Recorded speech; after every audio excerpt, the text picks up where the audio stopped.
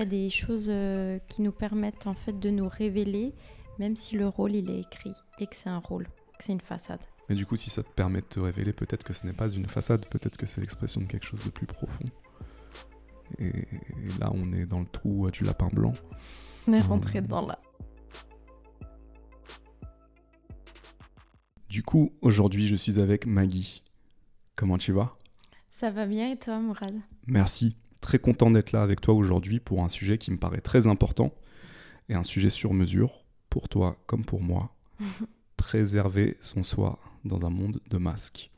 Alors, pourquoi est-ce que c'est important et pourquoi je dis que c'est sur mesure ? Parce que Maggie, tu es actrice, modèle et surtout artiste. Est-ce que tu peux te présenter un peu plus en détail ? Oui, Mourad. Alors, je suis actrice, modèle et aussi danseuse. J'ai un parcours totalement classique, je dirais, où j'ai eu une enfance assez banale, des parents divorcés. Et j'ai commencé une école de danse. J'ai toujours aimé tout ce qui était artistique. Donc voilà, je me suis mise à faire encore plus de danse. Alors j'ai commencé cette formation en sport-études, de danse urbaine et puis contemporaine. Et ensuite, je me suis petit à petit mise à faire de la photo parce que pour la danse, il fallait prendre des photos. Ensuite, c'était mon coiffeur qui m'a dit Maggie, tu veux pas faire des photos, t'es jolie, puis t'as des beaux cheveux. Bon, là, maintenant, voilà. Ça a bien changé, mais je suis petit à petit rentrée dans le monde de l'image, voilà, en tant que modèle. Et après, j'ai commencé à faire des vrais shootings petit à petit, jusqu'au jour où je suis devenue maman de 2 petites filles. Et j'ai fait un gros stop, en fait, là-dedans. J'ai fait avant ça aussi du théâtre, durant toute ma scolarité, en fait. Et voilà, j'ai stoppé, rôle de maman. Et puis, j'ai repris petit à petit, peut-être aussi confiance en moi, parce qu'on n'est pas qu'une maman, on est aussi une personne à part entière. Et j'ai enlevé un de ces masques quand j'ai réalisé ça, justement. Le masque de maman qui se dévoue et qui s'oublie. Et après, voilà, j'ai repris des photos, j'ai repris l'acting, j'ai moi-même réalisé mon propre court-métrage. Et c'était un peu une reconnexion avec moi. Donc, en quelques mots, je suis une artiste qui se cherche et qui petit à petit remet les pièces d'un puzzle. Ce qui est intéressant dans le cheminement de l'artiste, c'est on se cherche en créant aussi. Et on se trouve en créant, du coup. Et tout le sujet du jour, c'est comment est-ce qu'on peut se perdre aussi dans le rôle, en tout cas dans les masques qu'on endosse. Donc, directement pour toi, peut-être dans ce que tu fais, en tout cas comment tu gardes ton équilibre dans tous ces rôles que tu peux jouer. Et pour nous tous, dans une perspective plus large, comment est-ce qu'on préserve notre soi dans un monde de rôles où chaque fois qu'on se retrouve dans des situations où on se sent obligé de mettre un masque. Donc, ouais, c'est un sujet que je suis content de le faire avec toi parce que tu incarnes en fait, de par ce que tu fais, tu vois, cette quête d'équilibre ou parfois ce déséquilibre. Et en même temps, ouais, je pense que ça va résonner avec beaucoup de gens. J'ai envie de te demander directement, toi, comment est-ce que tu fais pour ne pas te perdre dans tous ces rôles que tu joues, tu vois, tous ces costumes que tu endosses pour différentes personnes, à différents endroits, pour différents projets. Comment est-ce que tu fais ça ? Alors, à vrai dire, j'ai envie de te dire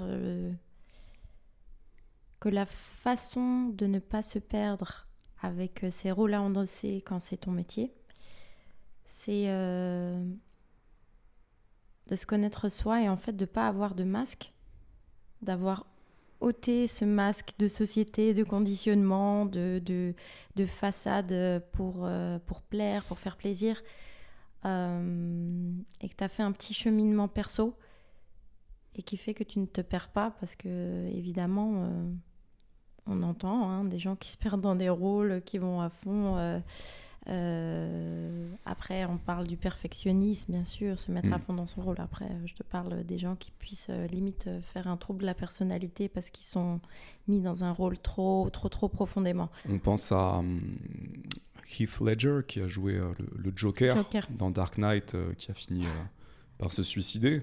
Et visiblement, il a été très affecté par le rôle qu'il a joué. Totalement. Ouais, voilà, j'allais le nommer, tu l'as fait. Et puis, à côté de ça, plus tu te connais, justement, tu vas pas tomber dans le travers, justement, de te perdre, puisque tu as toujours ta reconnexion à toi. Je pense que c'est la clé. Ce qui est intéressant dans ton histoire, c'est qu'il y a eu vraiment 2 phases dans ta carrière. Il y a eu l'avant, le fait d'être maman, et il y a eu l'après. Oui. Est-ce que tu dirais qu'il y a eu une différence entre l'avant et l'après avec ce que tu as vécu, et aussi ce que tu disais, c'est-à-dire cette maturité qui te permet de ne pas t'emprisonner dans un rôle ou dans une image? Parce que, vu que tu as commencé assez tôt, c'est peut-être pas facile au début. Ah ouais, totalement, parce que déjà de base, quand tu es plus jeune, tu te cherches. Il y a aussi le syndrome de l'imposteur qu'on parlait juste avant. Il y a le côté où on ne te prend pas au sérieux, bêtement. Même si tu as les capacités, c'est encore un phénomène qui est actuel, même parfois pour moi, parce que c'est vrai que je fais plus jeune que l'âge que j'ai. Déjà, quand je donne mon âge, les gens sont choqués. Après, quand je dis que j'ai 2 enfants, what? Et puis, c'est des petits travers dans lesquels on peut tomber. Et aussi l'envie de plaire. Ah, totalement, c'est vrai. Tu parlais de briller juste avant. Il y a un petit côté... Ouais, faut que je le dise, en fait, je suis un peu mégalo. Je crois qu'on doit l'être un petit peu sur les bords, même toi, en fait, parce que quand tu disais je vais être dans la lumière, c'est peut-être un de ces besoins de reconnaissance, finalement, et qui n'est pas forcément malsain. C'est la société qui nous le dit. Parce que moi, par exemple, en exprimant ce besoin de reconnaissance, en utilisant l'art, notamment en étant actrice, pour l'exprimer, je transmets des messages. Mais tu vois, je trouve que c'est important de le reconnaître. Parce que quand on le reconnaît, on peut le sublimer. Et on peut l'utiliser comme un moteur, c'est ce que tu dis. Oui. Toutes ces choses qu'on peut considérer comme étant des défauts ou des dérives de l'ego, je trouve que quand on les reconnaît et qu'on dit « ouais, il y a ce truc-là chez moi », ça peut être un truc qui te motive à faire. J'aime bien faire du spectacle, j'aime bien, tu vois. Oui.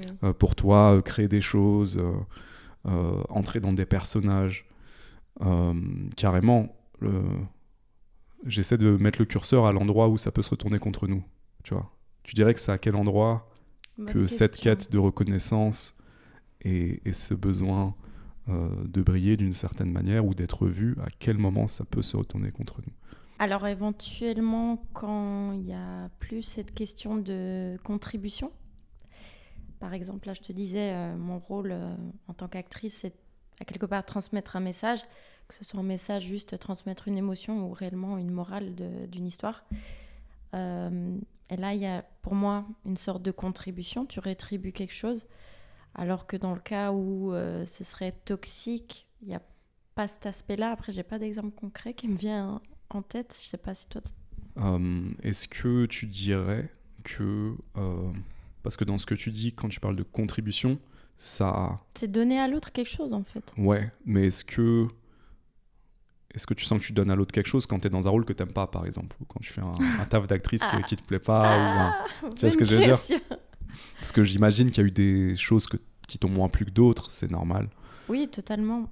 Des choses que tu as senties plus utiles que d'autres ou plus inspirantes pour toi.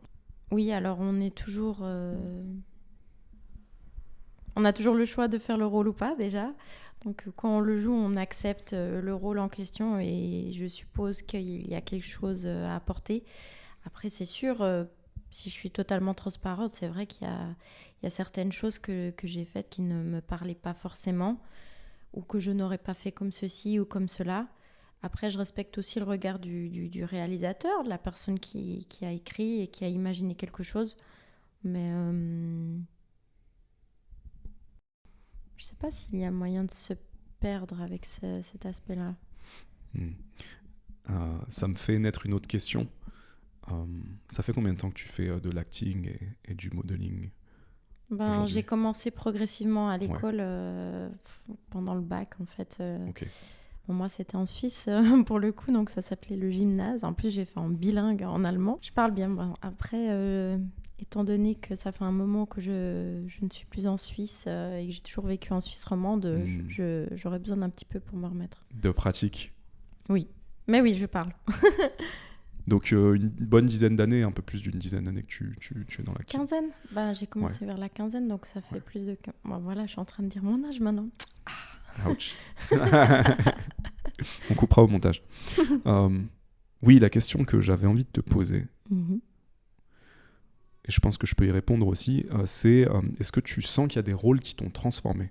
Je crois que j'ai pas joué assez de rôles pour pouvoir me... J'ai fait que des courts-métrages.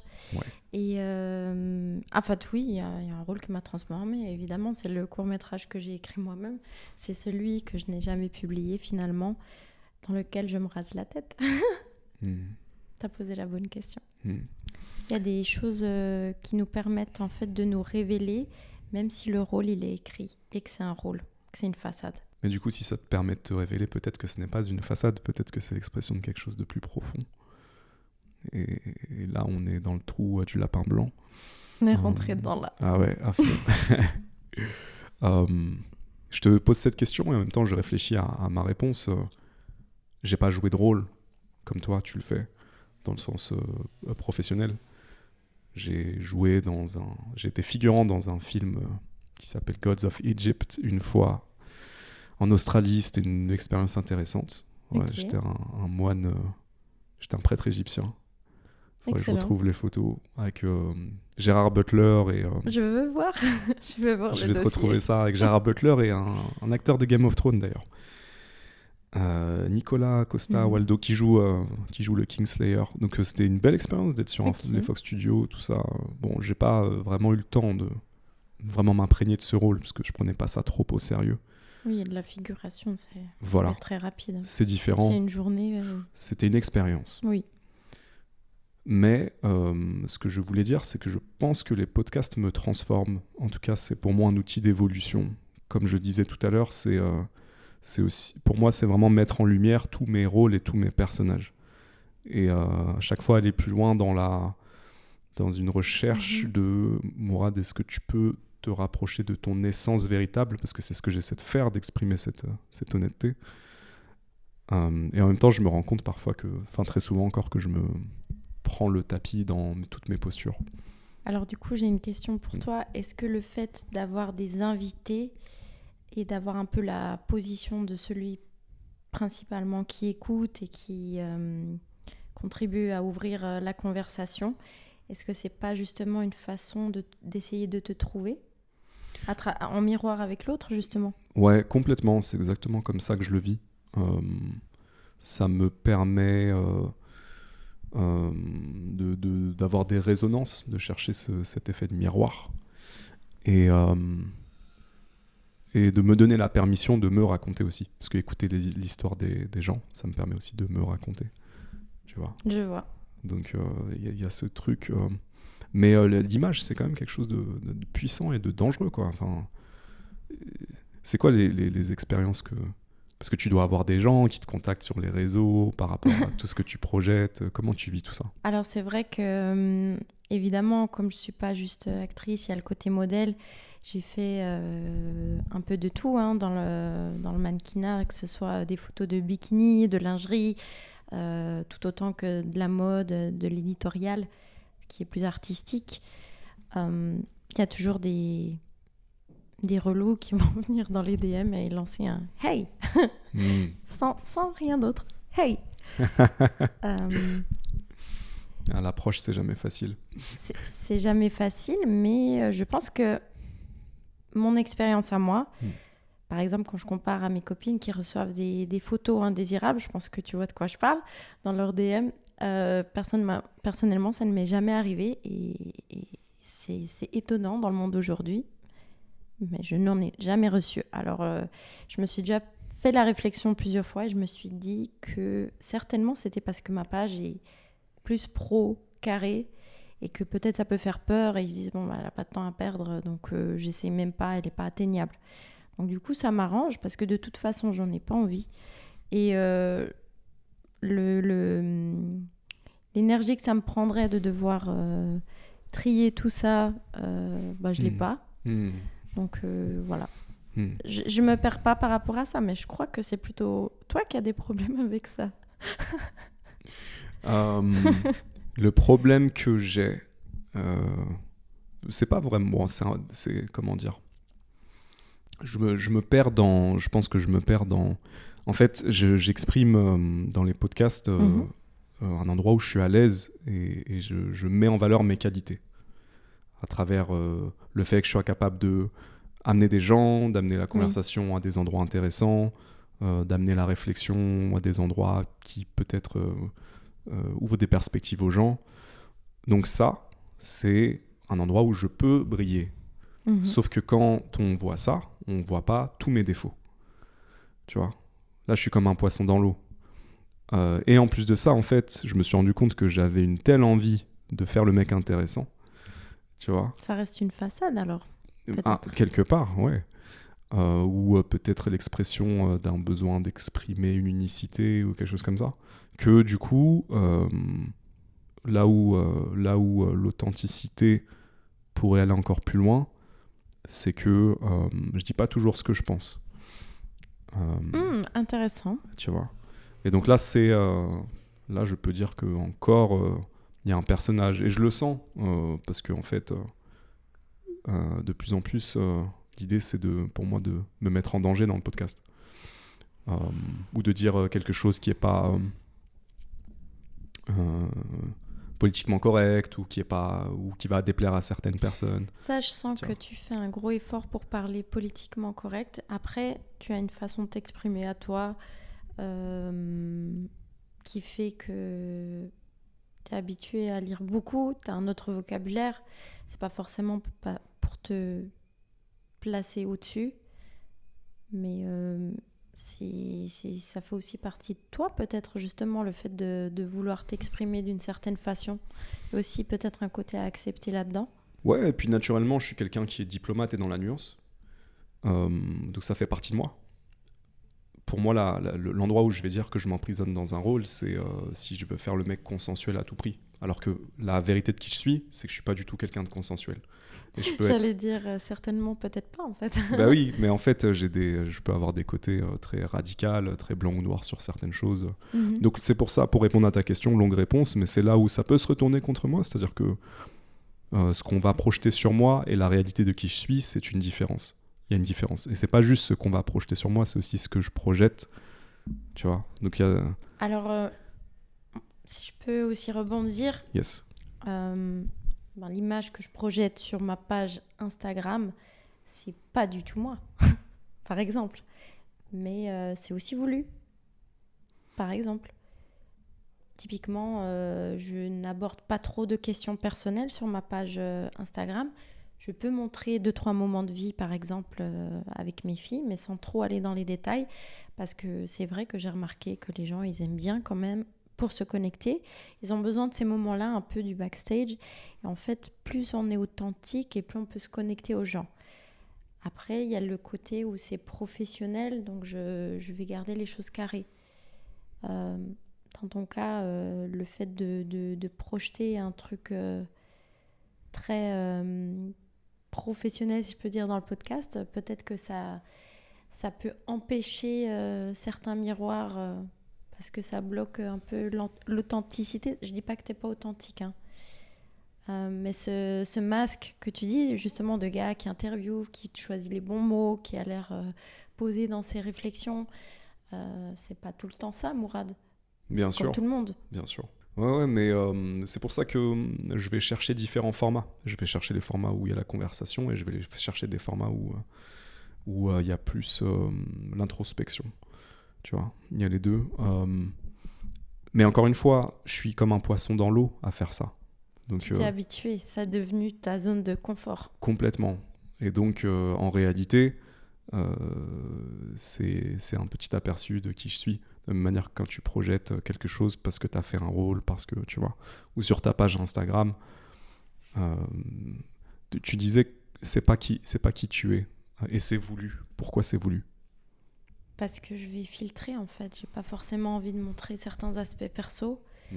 J'ai envie Parce que c'est du pro. Voilà.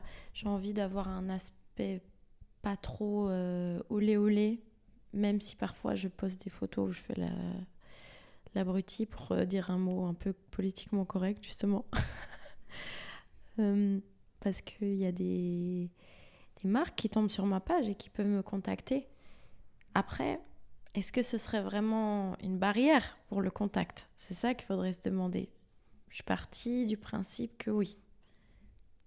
Après, qu'est-ce qui serait une barrière? Le fait de poster des choses beaucoup moins carrées et professionnelles et d'avoir plus de contenu authentique pris avec son smartphone sans que ce soit un photoshooting ou un projet ou une vidéo. Ouais. Bah après, en fait, Instagram, c'est un peu comme ton portfolio, en quelque sorte. Totalement, oui. Donc, il y a aussi cette notion de polir la chose pour que ça puisse correspondre à certaines marques et montrer tout ce que tu es capable de faire aussi, en tout cas tous les rôles, tous les costumes que tu peux endosser. Est-ce qu'il y a des rôles, est-ce qu'il y a des choses que tu n'as pas encore faites que tu aimerais bien faire? Oui, alors j'aimerais beaucoup faire quelque chose de plus deep. Peut-être quelque chose dans le thriller, enfin quelque chose d'émotif en fait. Et j'aimerais aussi beaucoup faire avoir un rôle dans un film d'aventure en fait. Un truc fantastique.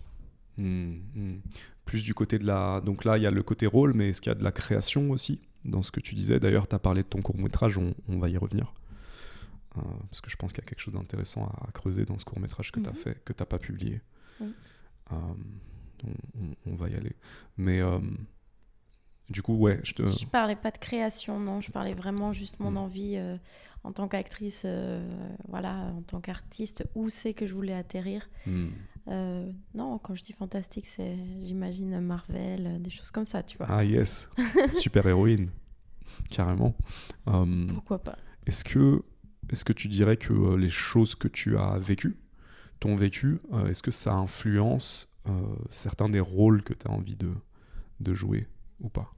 Ah oui, totalement, puisque là, juste le fait de dire j'ai envie de jouer dans un Marvel, c'est quelque chose que j'aurais pensé mais pas assumé dire comme ça en face, parce qu'il y a le côté non mais si je le dis on va penser pour qui elle se prend celle-là, alors que non en fait, j'ai le droit d'avoir un rêve, d'avoir des envies, et je suis légitime dans cette envie-là. Ouais, carrément. Mais d'où vient l'envie? Je pense qu'on revient à la reconnaissance. Ajoutons à ça l'envie de rendre fières mes filles, de leur donner un guide où elles voient il y a un rêve qui a été réalisé, je peux y arriver aussi. Influencer, inspirer. Et si c'est pas mes filles, d'autres. Et le côté super-héroïne, j'ai dit ça au hasard, t'as sorti le mot, mais c'est drôle parce que on peut dire qu'on est tous le super-héros de notre histoire, donc ou le rôle principal dans notre vie. Donc je le suis déjà en fait, une super-héroïne, à quelque part. Toi aussi? Ouais, je réfléchis souvent en mode c'est quoi l'histoire que je veux écrire? Et c'est quoi l'histoire que je suis en train d'écrire actuellement? Oui. Alors ce court-métrage où tu te coupes les cheveux. Je me rase la tête. Tu te rases la tête. Oui. Donc il y a aussi ça, parce que aujourd'hui, j'ai envie de te demander déjà, aujourd'hui, ça fait quoi d'être une femme aux cheveux courts ou être une femme à la tête rasée, pour être plus précis? Ça fait que tu as plus de regards, de questionnements. J'en ai pas eu beaucoup, mais j'ai eu beaucoup de remarques positives à tout moment, pas forcément dans un événement, dans les transports, dans les supermarchés.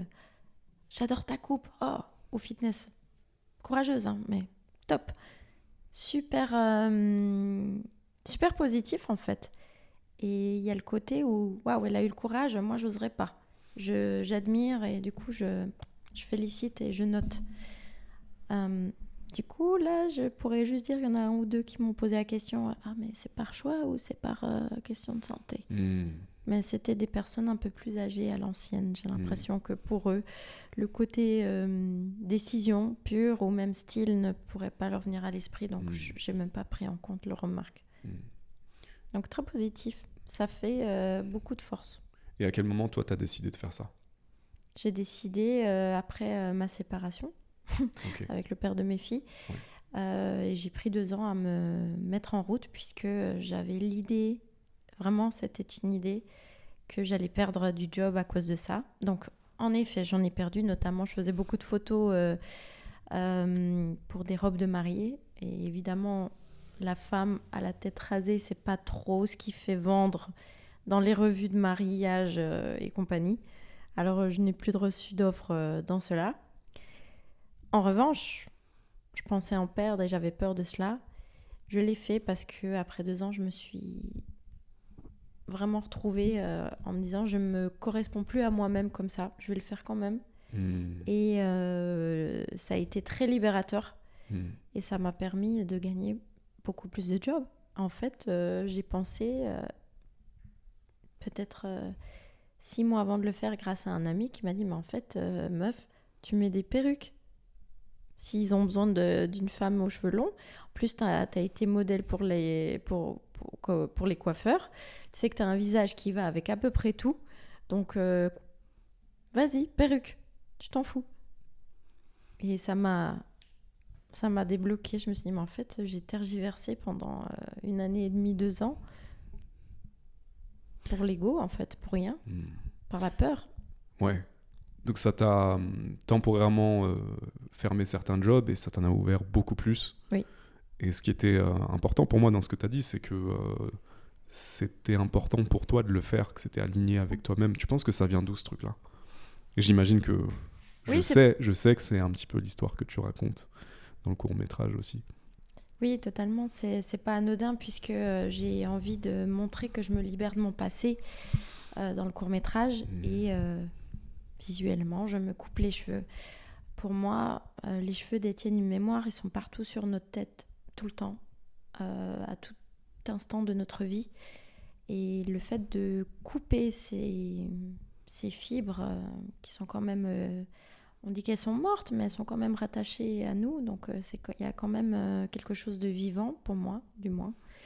Et j'avais envie de couper avec ça énergétiquement. Surtout, c'était presque viscéral à la fin. C'est ce besoin de il faut que je coupe, et il faut que je coupe, il faut que je coupe. C'est quelque chose qui est venu en boucle dans ma tête. Et c'était devenu une pulsion pour me retrouver moi-même, en fait. J'ai l'image tu sais, la mue du serpent où il doit laisser une ancienne peau et faire peau neuve. C'est l'image qui me vient. Oui. Mais à ce moment-là, je pourrais te dire, bah, tu aurais pu couper et laisser repousser. Puisque si les anciens cheveux étaient attachés au passé, il y aurait pu avoir renouvellement. Mais tu dis vraiment que non, en fait, c'est une nouvelle version de toi, en fait. J'ai totalement adopté la Magali qui a les cheveux courts. Il y a aussi une question derrière qu'on n'a pas évoquée. C'est la question de l'image de la femme.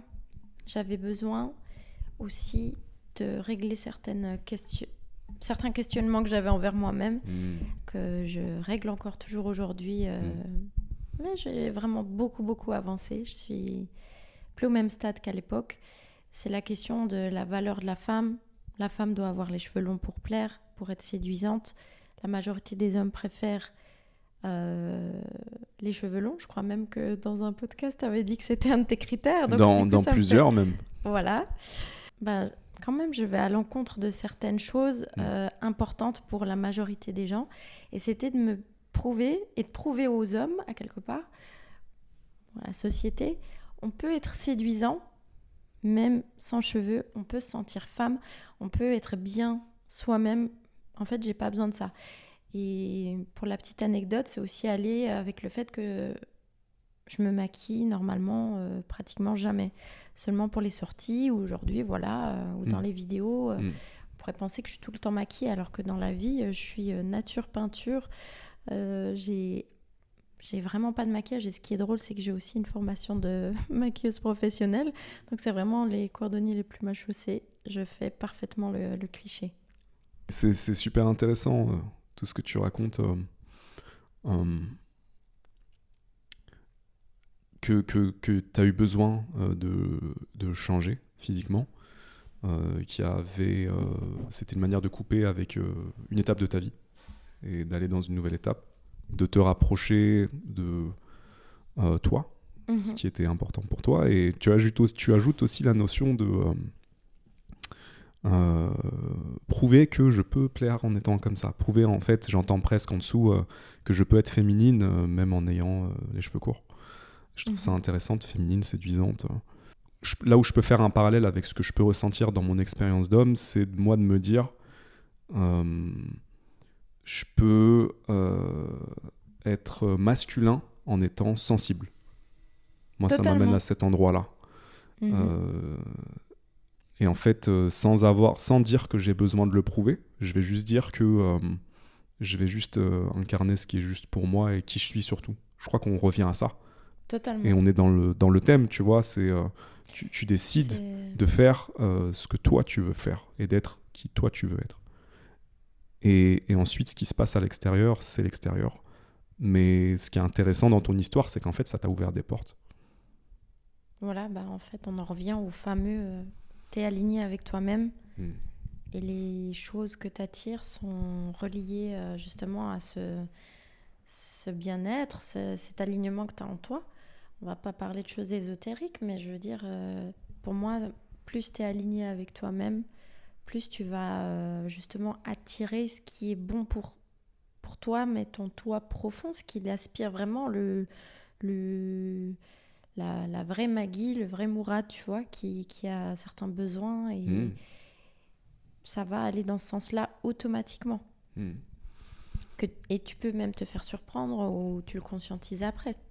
Mais du coup, c'est ça qui est beau. Je l'ai conscientisé après que j'ai gagné plus de jobs grâce à ça, justement, par exemple. Ça fait toujours peur d'exprimer sa vérité et son authenticité. Ça fait toujours peur au début. Je trouve que c'est normal. Mais c'est libérateur aussi quand tu te lances et que tu vois qu'en fait, tu vas trouver des gens qui sont intéressés par qui tu es, tel que tu es. À qui tu vas plaire en étant tel que tu es, tu vois. Est-ce que c'est pas ce qu'on souhaite tous ? Je pense que dans le fond, c'est ce qu'on souhaite tous. Je pense qu'on met des masques parce que on pense qu'on n'est pas suffisant, tu vois, ou qu'on n'est pas...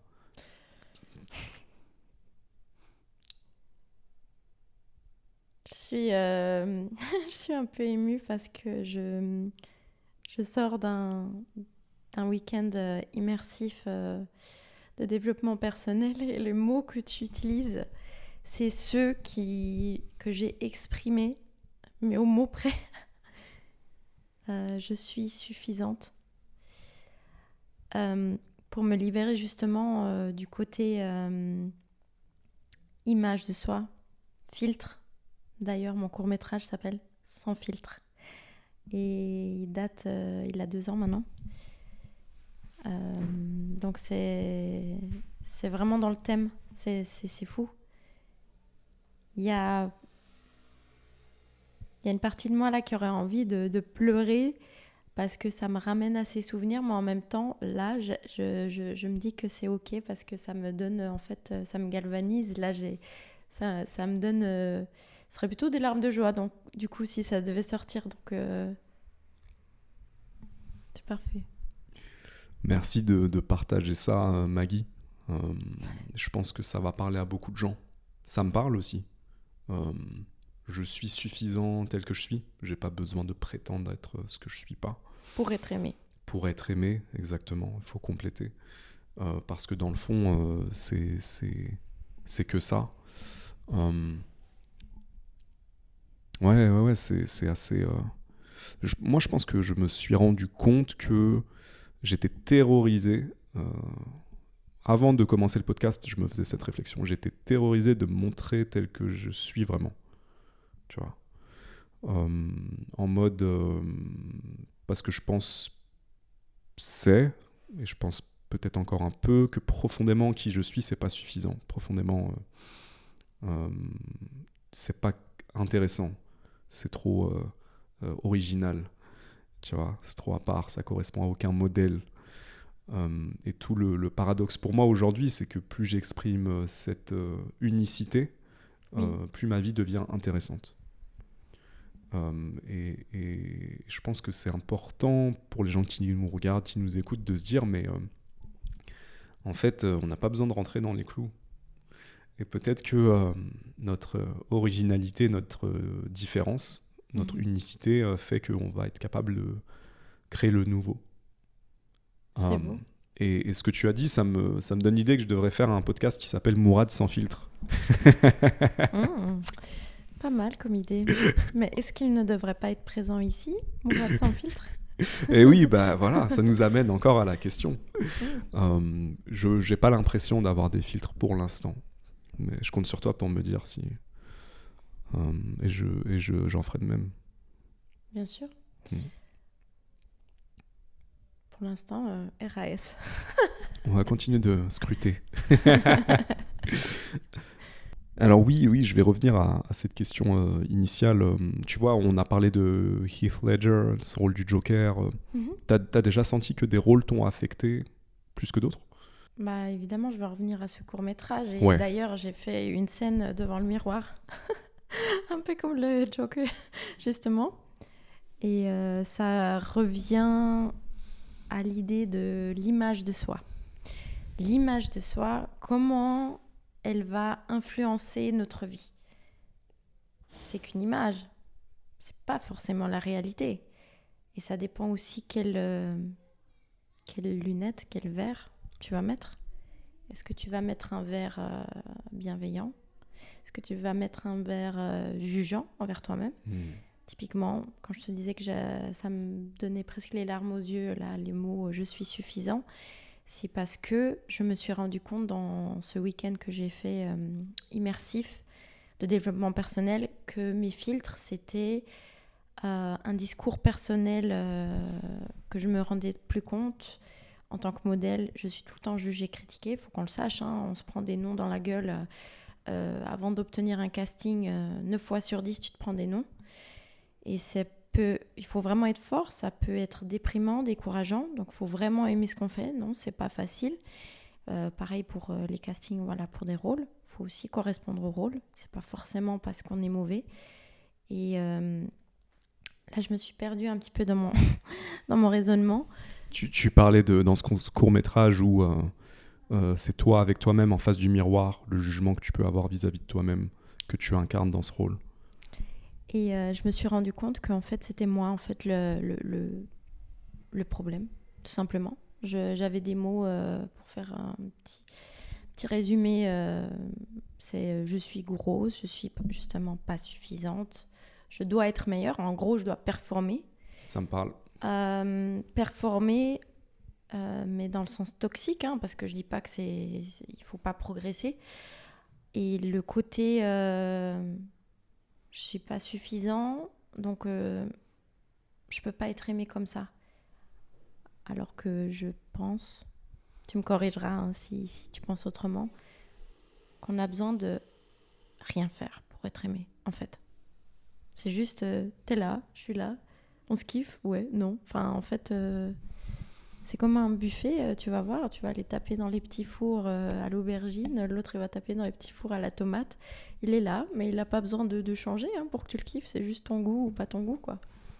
Ouais, et en même temps, j'ai une résistance à cette idée.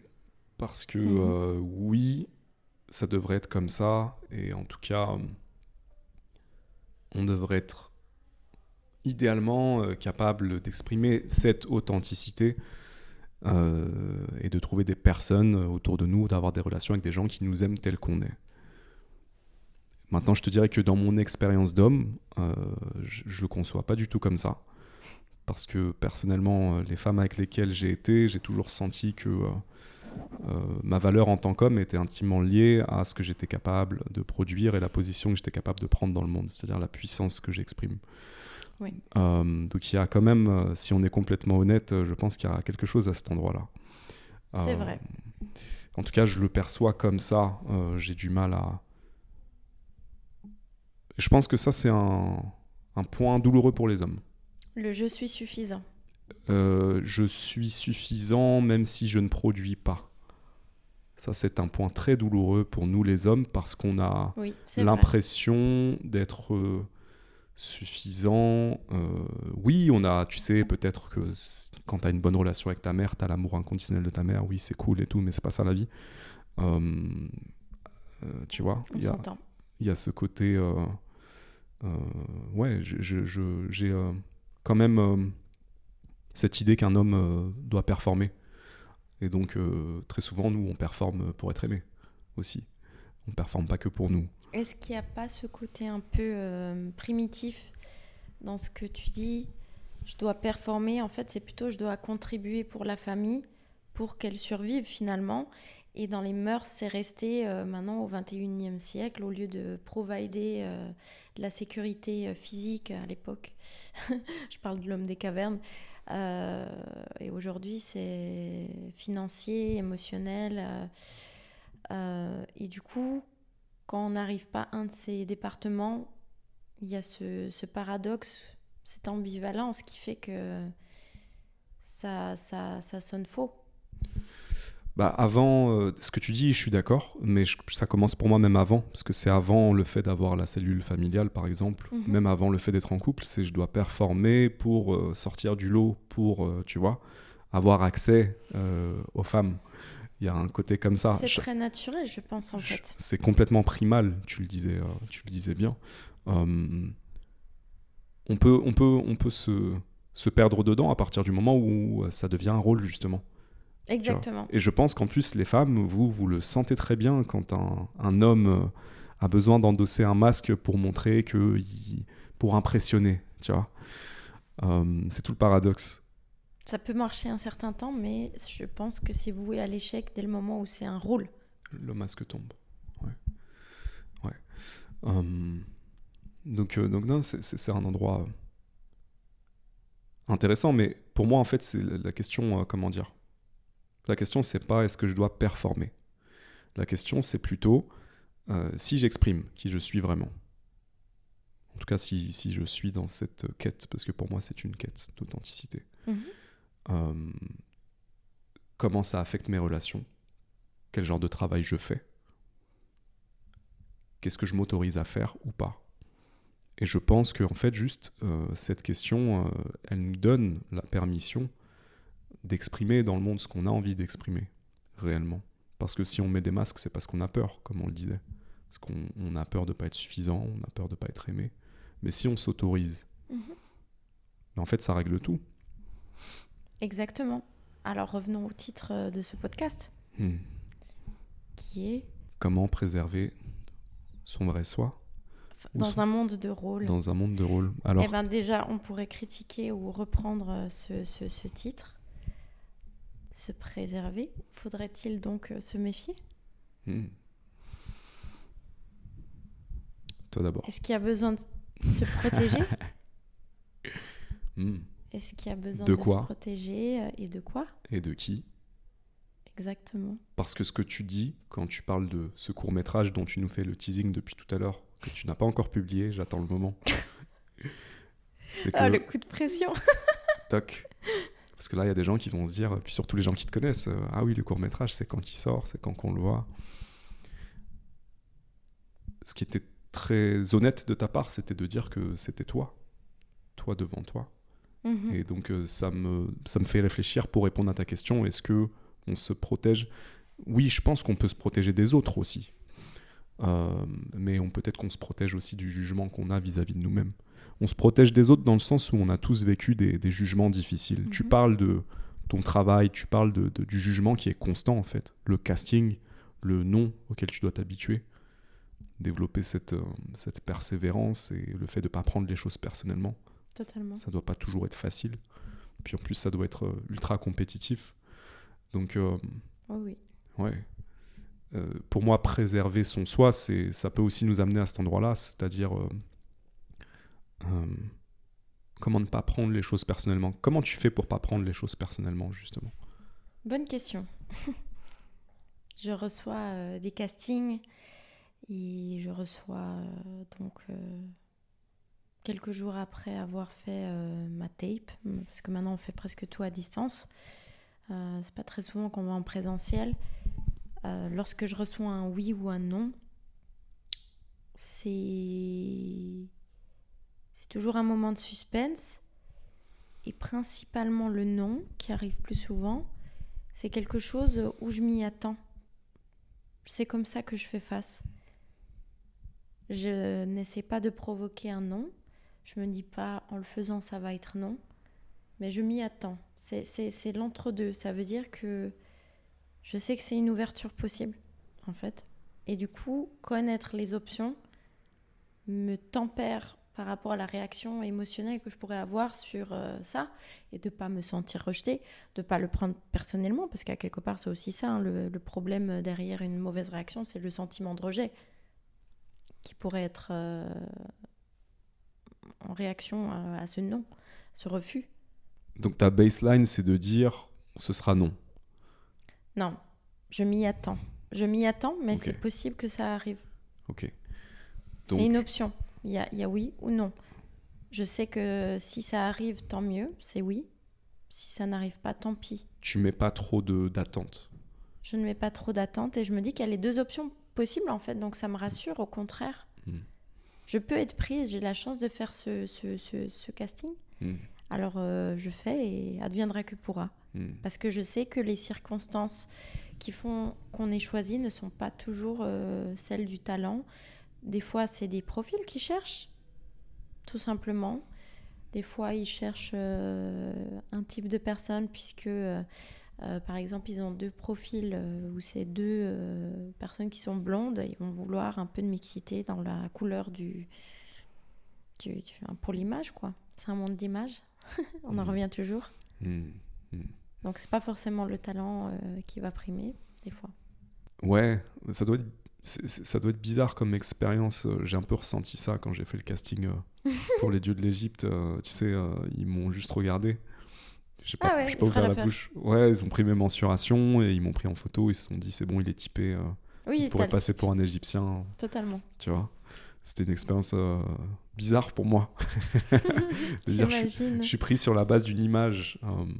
Parce que bon, je suis très mauvais acteur de toute façon. Mais c'est désagréable le côté où on va te scanner en fait. Le côté où tu es scanné et puis tu peux te sentir jugé si tu n'as pas cette conscience justement de ta valeur, où tu le prends personnellement. C'est quoi les côtés les plus désagréables dans tout ça pour toi?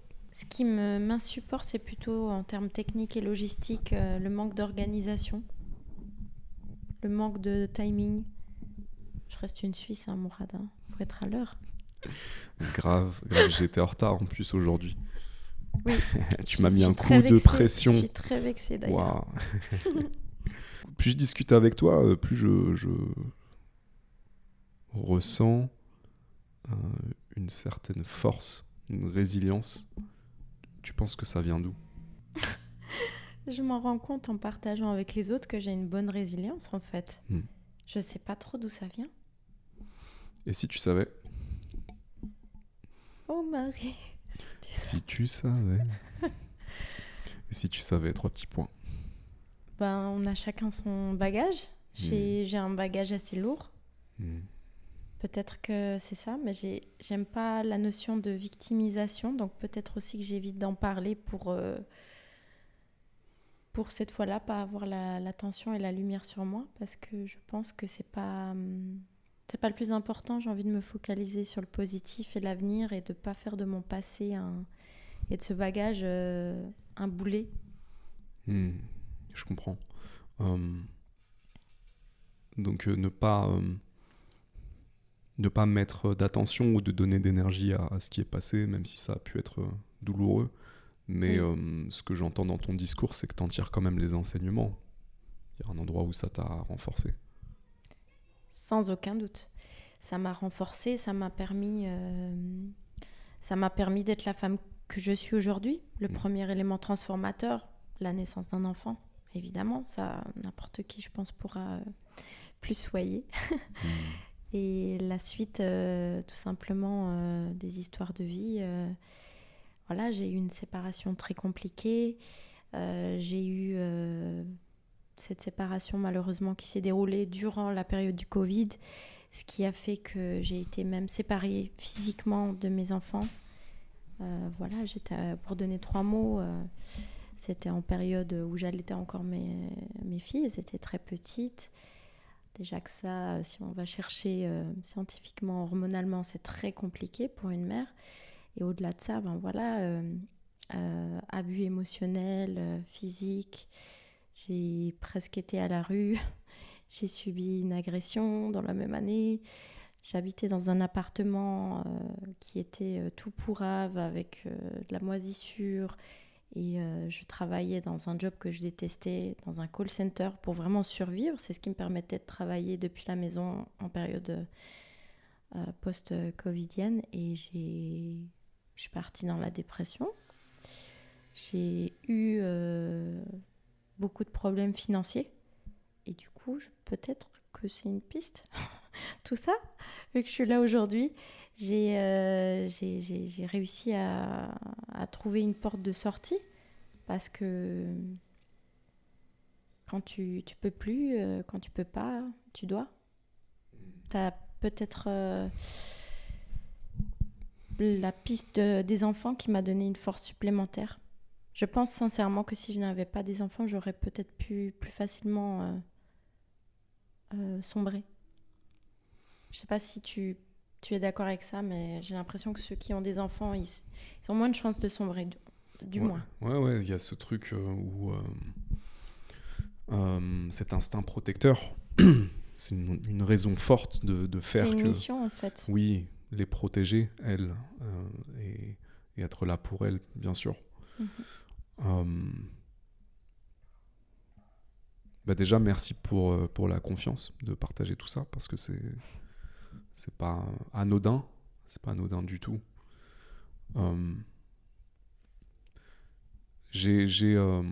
Moi, j'ai l'intime conviction que les expériences de vie difficiles qu'on a, en tout cas en tant qu'artiste, si j'explore cet aspect-là, et attention, je ne suis pas en train de dire que uniquement les expériences négatives nourrissent un artiste et nourrissent l'art, mais ce que je veux dire, c'est que ça peut nourrir l'art et ça peut être sublimé et même donner quelque chose d'unique. Et de vivant. Ouais. Et de vivant, pardon. Oui, complètement. Et je trouve ça magnifique quand un artiste exprime par son art des émotions en cherchant, tu vois, presque à les transmuter, à les transcender. Et pour moi, c'est aussi pour ça qu'il y a la super-héroïne, tu vois. Est-ce que quand tu joueras ce rôle, tu n'iras pas puiser dans ton vrai toi? Et donc là, en fait, la personne et l'actrice collaborent main dans la main. À 100%. Enfin, c'est quelque chose que je fais personnellement, automatiquement, c'est de puiser dans mon pot pourri d'expérience pour pouvoir ensuite rétribuer ça dans l'histoire qu'on a bien voulu, dont on a bien voulu m'accorder un rôle. Totalement, et ça me touche parce que tu as parlé au futur. Comme si c'était affirmatif, ça va se faire. Moi, j'y crois. Merci. Tu me donnes un autographe d'avance, s'il te plaît. Oui, je veux bien, mais ça, c'est 5 €. Ah ouais. Bon, c'est moins cher que ma tasse. Oui, je t'ai pas dit, c'était payant. Ah, ok. Bon, je vais la laisser alors. En tout cas, c'est tout ce que je te souhaite. Ouais. Merci du fond du cœur. T'avais une citation, il me semble, que tu m'avais partagée, que tu voulais qu'on voit. Ah oui. Tu te rappelles? Attends, on va la retrouver. Kafka, il me semble. j'ai eu honte de moi quand j'ai réalisé que la vie était une fête costumée et que j'y étais avec mon vrai visage. Ça évoque beaucoup de choses. Je sais pas si tu veux commencer à prendre la parole, vu que c'est toi qui m'as montré cette citation. En fait, ça nous amène à la partie douloureuse de l'authenticité, de je ne porte pas de masque, ou en tout cas j'essaye un maximum, parce que la raison pour laquelle on se masque, on a exploré la relation de nous avec nous-mêmes, mais il y a aussi ce que le monde nous renvoie, et parfois l'hostilité du monde, l'hostilité des gens. Et donc ce qu'exprime Kafka de manière très poétique et viscérale, c'est que lui, étant dans cette authenticité, il se rend compte qu'il est le dindon de la farce parce que la majorité des gens ne le sont pas. Et Oui. peut-être que puisqu'il est authentique, il est plus vulnérable que ceux qui ne le sont pas. Au point d'en avoir honte. Au point d'en avoir honte, au point d'être peut-être blessé ou au point de se sentir seul aussi. Totalement. Je pense qu'on a tous l'expérience, en tout cas pour moi c'est une expérience que j'ai eue de me sentir seul avec certaines personnes, tu vois. De sentir dans des environnements que j'ai trouvés superficiels, de sentir... j'ai eu ces expériences... Pas à sa place. Ouais, ou peut-être des expériences où c'est facile pour moi d'aller dans la profondeur dans les conversations. C'est même instinctif. C'est-à-dire que même avec les gens que je connais peu, je vais entrer tout de suite dans la question philosophique après 5 minutes. Sauf que c'est personnel. Y a des gens qui vont être mal à l'aise avec ça. Et puis il y a des gens qui en fait ne veulent pas aller là-dedans, mais jamais. Parce que c'est plus en surface ou en superficialité, si tu veux. Et j'ai pu me retrouver dans des environnements de ce genre où je suis entouré de gens comme ça. Qui parlent de la pluie et du beau temps ou de la politique et t'en as rien à faire. Ce qui m'angoisse profondément. On est deux, mais je pense que c'est un truc d'artiste, ça. Sans doute. Et du coup, tu vois, ça, je peux me connecter à l'expérience de Kafka à cet endroit-là, de dire, sans prétention aucune, hein, mais simplement à cet endroit-là, pour moi, c'est plus difficile de jouer à autre chose. Oui.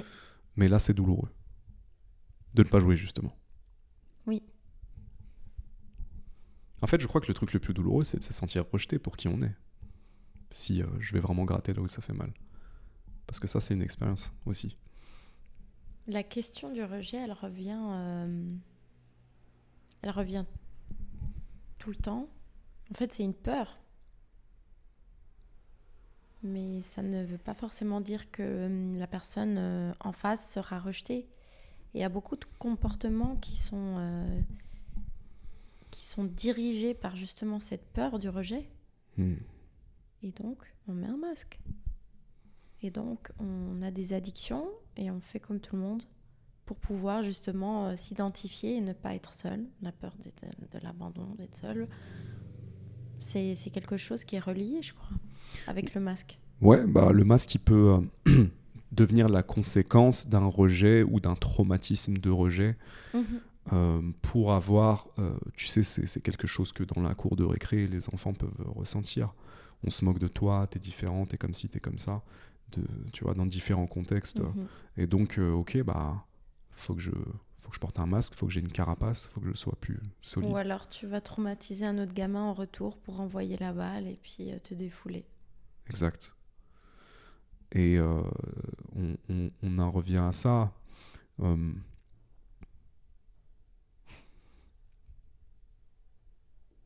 Donc le Kafka qui ne se sent pas à sa place et se sent stupide, ouais, ça me parle. Mais j'ai envie de dire que l'authenticité, c'est un risque.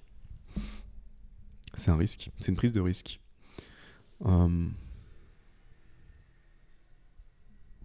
Mais est-ce que c'est pas un risque qui en vaut la peine ? Est-ce que c'est un risque qui en vaut la peine ? Je pense que oui. Et il y a une citation de Émile Zola qui représente bien ça et qui dit justement « Nous sommes comme des livres La plupart des gens ne voient que notre couverture. La minorité ne lit que l'introduction. Et beaucoup de gens croient les critiques. Et peu connaîtront notre contenu. Donc les courageux qui vont au fond des choses auront accès justement à peut-être une version un peu plus authentique de nous-mêmes. Parce que si on va dans la question, on pourrait commencer par se demander est-ce qu'on sait vraiment qui on est nous-mêmes ? Je pense que c'est quelque chose qu'on apprend au cours de la vie. C'est une quête, comme tu le disais avant, Mourad.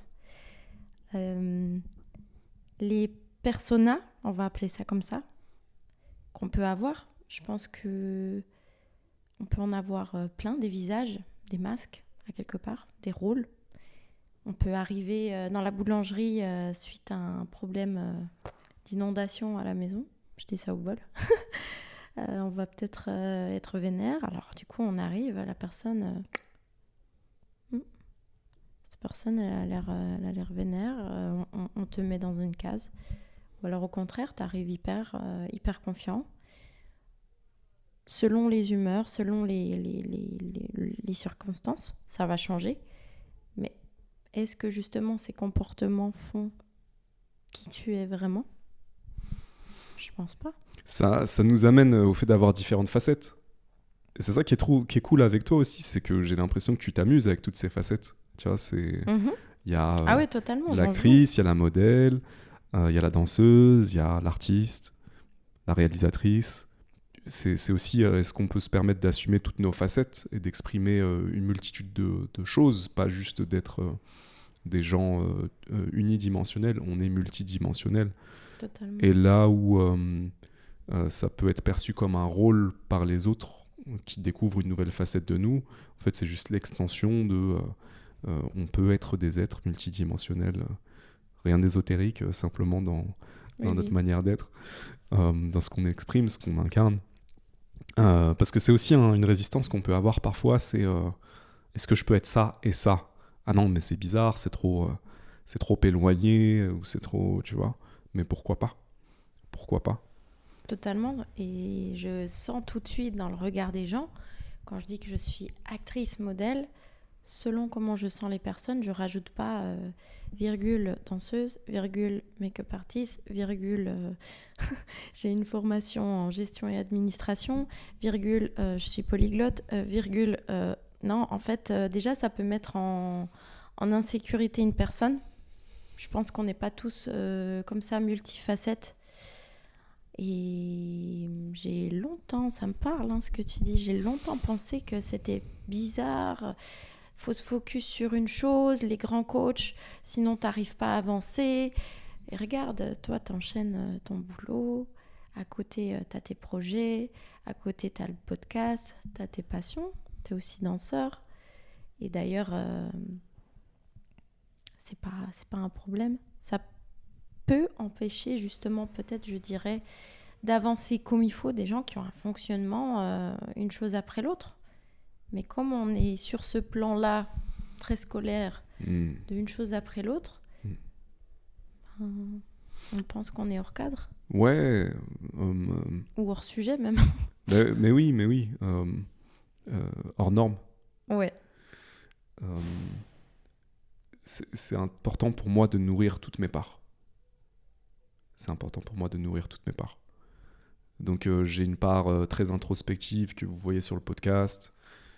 Mais j'ai aussi une part très primale où j'ai besoin de mettre des gants de boxe de temps en temps et frapper sur quelqu'un ou frapper dans un sac ou attention, il est violent le Mourad. Ouais, il y a de la violence en moi, bien sûr. Il y a de la colère en moi aussi.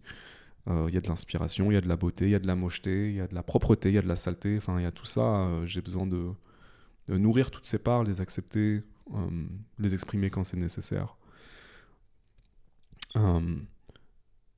Ça m'amène aussi à un autre endroit, parce que tu vois, quand on parle de ces histoires d'authenticité, de pas jouer de rôle, etc., et c'est une précision que tu amènes aussi qui est importante, c'est que en fait, il y a peut-être aussi une progression quand tu rencontres quelqu'un, quand tu fais une rencontre, peu importe le cadre, Oui. De dire j'ai pas besoin de me dévoiler tout de suite. Il y a des gens, je pense, qui vont nous écouter, qui vont dire non, mais moi je prends le temps, tu vois. Tu vas pas. Et c'est intéressant aussi de se dire que puisqu'on est tous multidimensionnels, faut aussi prendre le temps de se découvrir et de s'épanouir, tu vois. Parce que ce que j'entends dans ton histoire, dans ton travail, c'est aussi qu'il y a un truc qui est en train de s'épanouir. J'ai cette image de la fleur de lotus. Et c'est le résultat d'un processus. Je pense que tous les artistes peuvent se connecter à cette idée. Notre vécu, notre maturité, notre maturation affecte nécessairement notre art. Totalement. Et c'est cet échange constant entre ce qu'on vit et ce que notre création, ce qu'on fait vivre à notre création, et ensuite ce que notre création nous fait vivre en retour. Le podcast me transforme, l'écriture me transforme, et je transforme le podcast et je transforme l'écriture, tu vois, mais c'est... Mais d'ailleurs, c'est incroyable, je te l'ai déjà dit en off, mais tout ce que tu apportes aux gens juste par le fait d'avoir le courage d'aller au bout d'un projet, d'être discipliné, en fait, se dire, en fait, je vais balancer chaque jeudi, je m'y tiens, en dehors de ton temps de travail, parce que pour ceux qui y arriveraient maintenant, tu as un travail en horaire normal, donc il n'y a pas l'excuse, j'ai pas le temps. Tu vas t'entraîner aussi, tu fais tes trucs à côté. Donc c'est aussi un petit message pour dire prenez le temps de faire ce qui vous nourrit, même si c'est à côté, même si c'est qu'1 heure par semaine, parce que c'est ça qui peut-être va vous permettre de vous retrouver vous. Et j'ai l'impression que depuis que tu as commencé ton podcast, parce que je te suis depuis un certain moment, j'ai vu une progression, que justement des masques tombent. On est dans le thème. Complètement, ouais. Plusieurs choses sur lesquelles je vais rebondir. Déjà, cette idée de créer cet espace. Je pense que pour certaines personnes, pour qui enlever le masque, c'est difficile, parce que parfois il est nécessaire. Dans le cadre professionnel, on peut pas toujours tous être potes. Tu peux avoir des gens qui te sont hostiles, tu peux avoir des gens qui veulent t'attaquer, donc il y a forcément une protection, il y a une barrière. Mais je pense que avoir ces espaces, que ce soit par des amitiés ou que ce soit par une pratique créative, artistique ou autre, ou ces moments où on peut se retrouver et ne plus avoir besoin de porter ce masque, je pense que ça c'est essentiel. Donc je le fais beaucoup en réalité en écrivant et avec le podcast. C'est un truc qui m'éclate. Donc ça me fait du bien déjà. Donc ça c'est une chose, mais je pense c'est un truc qu'on devrait tous se permettre, peu importe les circonstances dans lesquelles on se trouve. Peu importe la difficulté du moment ou le manque de moyens, le manque de ressources. Et l'autre truc que je voulais dire, je sais plus, je me suis perdu. Alors, pendant que tu y penses, je pourrais peut-être dire aux gens qui nous écoutent de se poser la question, s'ils n'ont pas fait un petit cheminement comme toi tu l'as fait, de se dire, en fait, c'est quand que je suis moi-même ? En étant honnête, posez-vous la question, c'est quand que je me sens vraiment moi-même, que je me sens pas jugée, que je suis à ma place. Quand je fais des trucs, je réfléchis pas, c'est intuitif, c'est fluide. Et je prends du plaisir. Ouais, et t'es aligné, quoi. C'est quoi ces endroits pour toi ? Pour moi, c'est typiquement la danse. C'est la façon la plus facile d'acquérir cette sensation dans le corps et ce sentiment. Parce qu'en fait, c'est interne, hein. C'est pas un paraître, justement. Et je peux l'obtenir avec la danse. Je sors de ce séminaire, genre, je fais une petite parenthèse, et justement, il disait que on est dans les sociétés actuelles névrosées, et on peut être nous-mêmes que dans 2 moments. C'est soit quand on est désinhibé, donc voilà, t'as bu un coup. Substance. Ouais. Substance. Ou au moment primitif quand tu as un orgasme, par exemple, dans le cadre d'une relation intime. Et encore, bon. Et encore, il y en a qui fake. Exactement. Donc, bon, on va prendre pas le cas de gens qui font fake, mais du coup, si tu penses à ça, ça m'a fait un choc, mais c'est super triste. Et ça me fait penser, mais en fait, si les gens, ils passent métro, boulot, dodo et qui se ruent sur le happy hour, c'est peut-être justement parce qu'ils ont soif d'authenticité et qu'ils vont faire, sans s'en rendre compte, inconsciemment, le geste de se désinhiber en prenant un coup, un verre d'alcool, pour justement se retrouver un peu avec eux-mêmes. Après, les circonstances sont pas saines. Oui, et je pense qu'il y a cette recherche de lâcher prise aussi. Mm. Parce que c'est un super sentiment, le lâcher prise. Ouais. De dire fuck it, tu vois. C'est bon, fuck it. Tu vois, c'est. Je t'ai posé un truc. Ouais, tu sais quoi. Généralement, on y arrive quand on en a marre.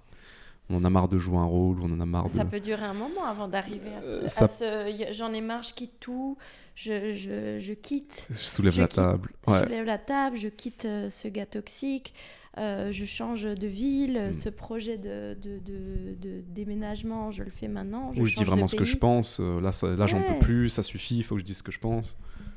Et en même temps, tu vois, il y a un truc où c'est inconfortable, mais c'est libérateur aussi. Je crois que c'est ça. Oui, ça fait peur, mais je crois que c'est ça qu'on recherche quand on cherche à se désinhiber. Je crois que c'est aussi parce qu'on a besoin de se sentir plus léger. Parce que dans le fond, les rôles, les masques, les costumes, ça pèse.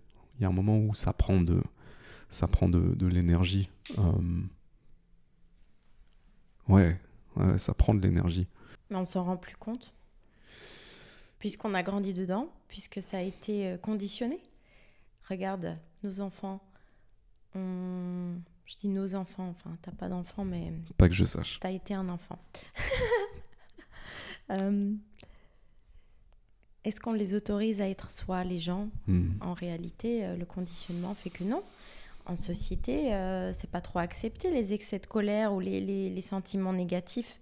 C'est que accepter, et encore les enfants, peut-être que jusqu'à 10-11 ans, on va accepter qu'ils fassent des crises de colère, mais encore à partir de 11 ans, pré-ado, on va lui dire hey, Coco, en fait t'exagères là. Alors que, à quelque part, c'est à ce moment-là que le gamin il a le plus besoin de soutien. C'est un petit appel au secours et il aurait juste envie qu'on l'écoute et qu'on le laisse sortir cette émotion et qu'on l'accompagne, mais sauf que pour nous, c'est pas habituel d'entendre ça, donc ça devient insupportable et il faut que ça cesse tout de suite. Donc arrête de chouiner, tais-toi. Je sais pas si tu as déjà entendu ces mots-là, mais moi aussi en tant que femme, le côté trop pleurer, arrête de pleurnicher. C'est anodin, mais déjà on nous formate pour ne pas aller dans les excès et par analogie, je dirais, ne pas être soi-même parce qu'on est fait d'émotions, pas que de chair et d'os. Cette tendance à censurer nos émotions. Ouais. Je pense qu'on n'a pas un bon rapport avec nos émotions et on nous conditionne à moins les exprimer, justement. Sans parler du sexe homme-femme, parce que tu en as déjà parlé dans d'autres podcasts, mais ouais. Sans parler de ça, mais même ce que tu disais, ça me fait aussi penser à les garçons, ça pleure pas. Tu vois, j'ai entendu quelqu'un dire ça à un enfant récemment. Mais moi, ça me choque. Les garçons, ça pleure pas, pourquoi tu pleures tu vois ? Ça me choque. Et nous conditionner, je ne parle pas de garçons ou hommes, je parle nous tous à ne pas exprimer certaines émotions, c'est dangereux. Mais pour revenir au sujet, ça m'amène une question que j'ai envie de te poser. C'est dans ton travail, dans tes rôles, est-ce qu'il y a des émotions qui sont plus difficiles pour toi que d'autres ? Bah oui. Les émotions fortes, la colère, et c'est le cliché justement, une fille... c'est ok si elle pleure et le garçon c'est ok si il exprime la colère et qu'il tape et qu'il y a cette violence, alors que la fille elle va exprimer même la colère et la violence directement par les larmes. Donc pour moi le plus dur ce serait peut-être la colère, le sentiment violent. Je suis pas en train de dire que je suis jamais en colère, loin de ça. Il y a des moments faut pas me croiser. Ouh.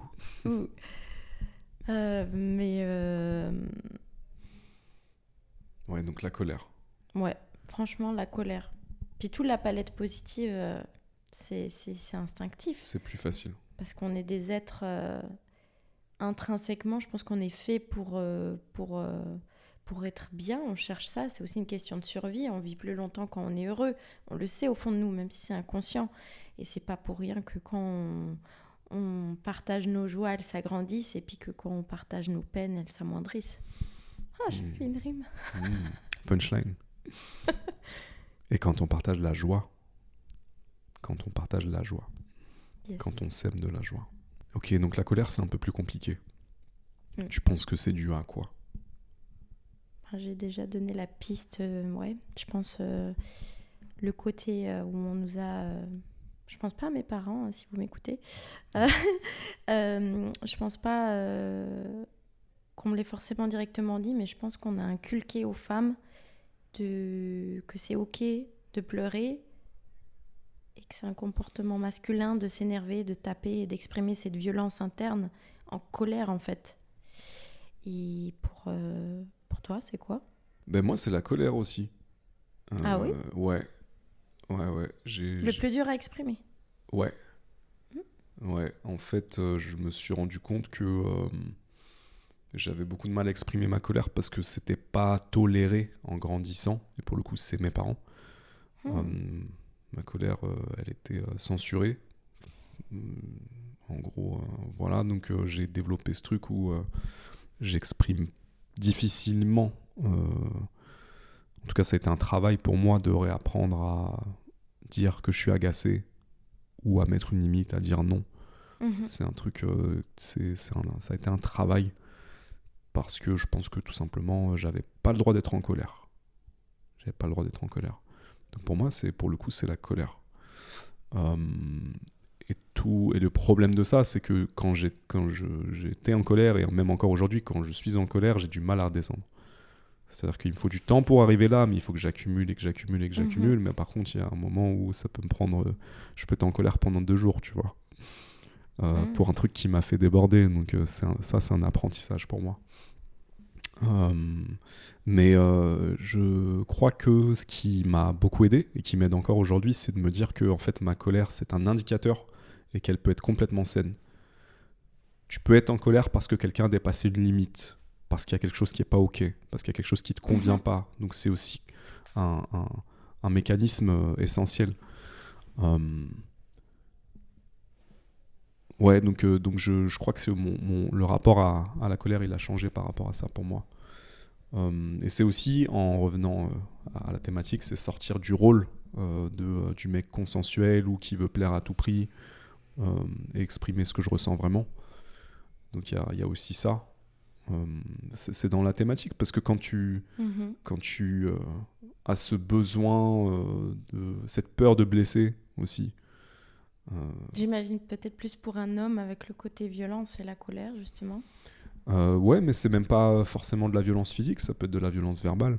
Ah oui, totalement, j'englobais ça là-dedans. Toutes les violences, ouais, carrément. D'ailleurs, les femmes peuvent être acérées verbalement, ouais, même physiquement pour certaines. Oui.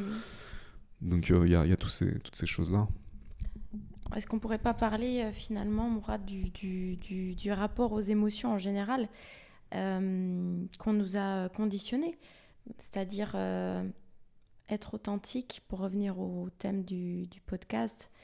Est-ce que c'est pas justement pouvoir exprimer ses émotions sur l'instant? On sait, maintenant c'est prouvé aussi avec les neurosciences, qu'une émotion non exprimée va cristalliser quelque chose dans le corps, c'est-à-dire que voilà, au fur et à mesure du temps, si tu accumules justement comme toi avec la colère, tu peux développer des pathologies et des problèmes si tu laisses trop accumuler. Et donc, c'est se dire peut-être, je suis en colère ou j'ai des sentiments négatifs, et je le dis et je l'exprime. Et peu importe le contexte, peu importe si c'est... Parce que c'est très, très, très peu accepté socialement, que ce soit dans le contexte professionnel surtout, ou privé, et de dire ce qu'on a à dire sur l'instant T, même si c'est un collègue, même si c'est devant le boss, et de normaliser en fait, d'exprimer ses émotions, pas pour balancer à la gueule de l'autre, mais simplement se délester de ce qui nous sert plus. Oui, ce que tu dis, c'est important, parce que tu dis exprimer. C'est pas exploser, c'est exprimer. Voilà. Donc ça, tu le dis très bien, on peut exprimer les choses de manière ferme sans avoir besoin d'exploser ou d'éclabousser. Et oser. Mais déjà exactement. s'autoriser, ressentir, parce que tous ces masques, ça peut être aussi le masque de celui ou celle qui sourit alors qu'il ou elle a envie de pleurer, ou de celui ou celle qui sourit parce qu'il ou elle est en colère. Ah, je l'ai vécu, mon Dieu. C'est en fait très intéressant l'endroit où tu nous amènes, parce que c'est le masque émotionnel. L'authenticité égale la masque émotionnel, du coup. Authenticité égale acceptation et expression des émotions, de ce qu'il y a sur le moment. Encore une... Ouais. Je pense que c'est hyper large, mais ça peut être une belle définition. En tout cas, parce qu'après ça nous amène à, encore une fois, est-ce que j'ai besoin de tout exprimer tout le temps à tout le monde ? Non, c'est pas ce que je suis en train de dire. C'est pas du tout ce que je suis en train de dire. Mais plutôt, en tout cas pour moi, est-ce que ce que j'exprime, c'est vrai ? C'est ça la question que je me pose beaucoup. Pour moi, sur le moment, ouais, complètement. Est-ce que c'est vrai ? Est-ce que ça va d'une honnêteté ou pas ? Sinon, si c'est non, je considère que je suis dans un rôle. Si c'est oui, c'est cool, tu vois. Mais typiquement, pour prendre un exemple concret, prenons un exemple. Ce serait pour moi, par exemple, oser, dans le cadre professionnel, on a tous eu un patron relou. Ce serait oser dire ces quatre vérités, oser pointer du doigt ce qui n'est pas dit par tout le monde, mais que tout le monde sait.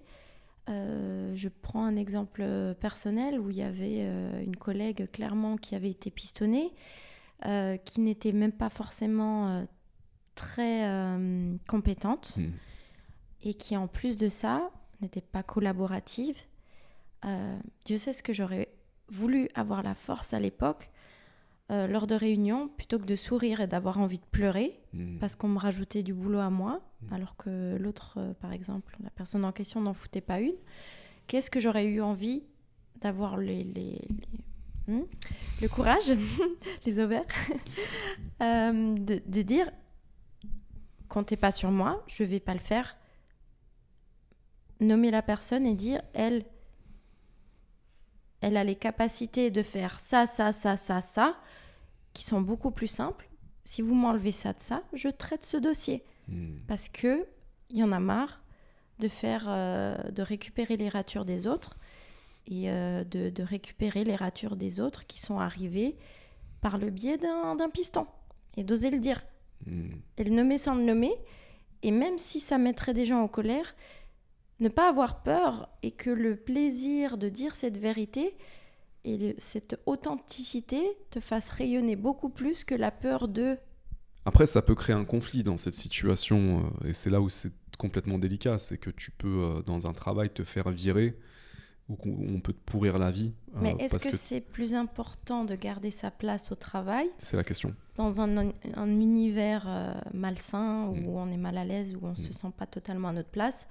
Ou est-ce que c'est pas mieux justement d'exprimer authentiquement ses émotions, ses ressentis de façon exprimée, pas explosée, pour justement continuer son chemin dans son authenticité, que ce soit avec un autre patron ou en devenant après, si on se fait virer, auto-entrepreneur. Ouais.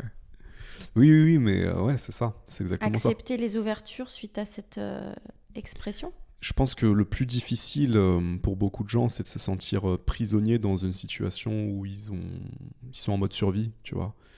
Oui. T'as des gens à charge, ça peut être enfants, ça peut être parents âgés, malades, et donc tu fais ce travail que tu détestes et il y a la pression. On te manque de respect tous les jours, tu te sens humilié, écrasé, mais t'as pas, c'est faux de dire que t'as pas d'options. On a toujours des options, mais en tout cas tes options sont limitées et peut-être ta confiance en toi et les opportunités que tu as sont limitées. Et donc là, dans cette situation, c'est difficile. Et en même temps, quelle libération que d'exprimer vraiment ce qu'on pense et ce qu'on ressent et de ne pas avoir besoin de jouer un rôle en dehors de, bien sûr, ce que tu fais, par exemple, le travail d'acting. Mais quelle libération de ne pas avoir besoin de porter ce masque. Mais tu vois, c'est intéressant parce que transition avec ce que tu fais, le masque sert ce que tu fais. Mais est-ce que le masque sert ta personne ? Parce que là, dans le cadre que je t'écris juste avant, le masque sert le fait d'avoir un salaire à la fin du mois pour survivre. Donc du coup, toi, c'est un peu ce que je te demandais tout à l'heure quand je te disais est-ce que les rôles te nourrissent? Tu me disais que d'une certaine manière, oui. Mais du coup, est-ce que le masque du rôle sert ta personne?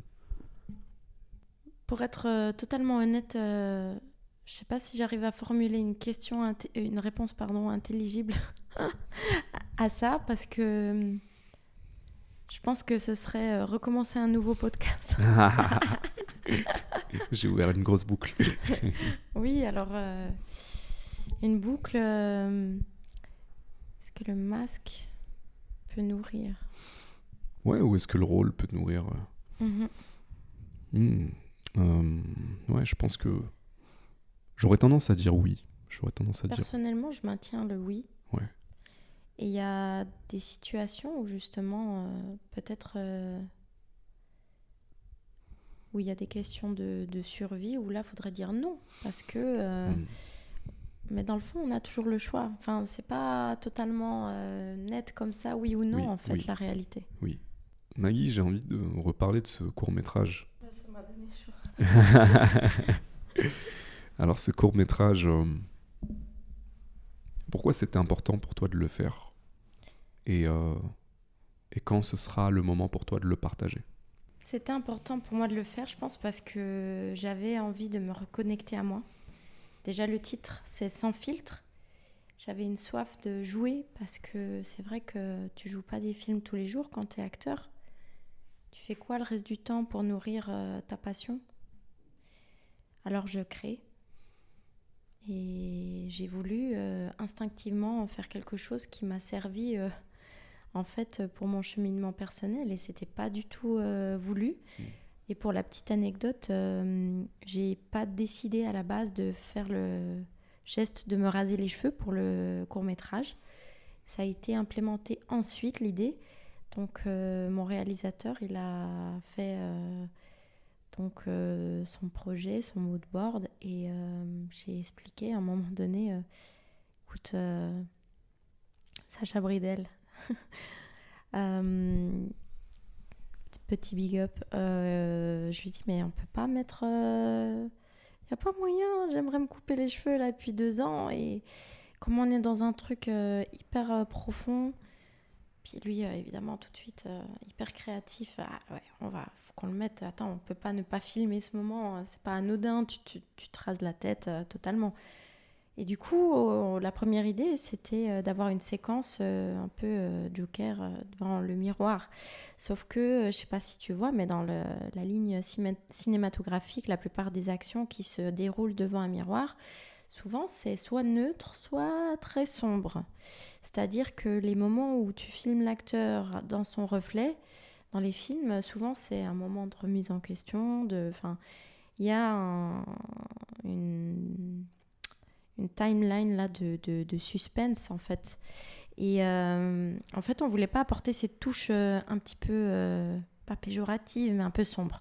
Alors, son idée, ça a été justement de le faire dans un cadre totalement autre et lumineux. Donc, en fait, petit spoil, ce moment-là se fait en fait dans la forêt, face à un miroir toujours, mais avec des rayons de soleil qui percent les arbres et qui viennent me caresser le visage. Vraiment, c'est très chaud comme couleur, et c'est beaucoup plus positif. Et c'est justement pour illustrer de façon positive cette reconnexion à soi, comme un acte de reconnexion à soi, et non un acte de pétage de plomb Britney Spears, quoi.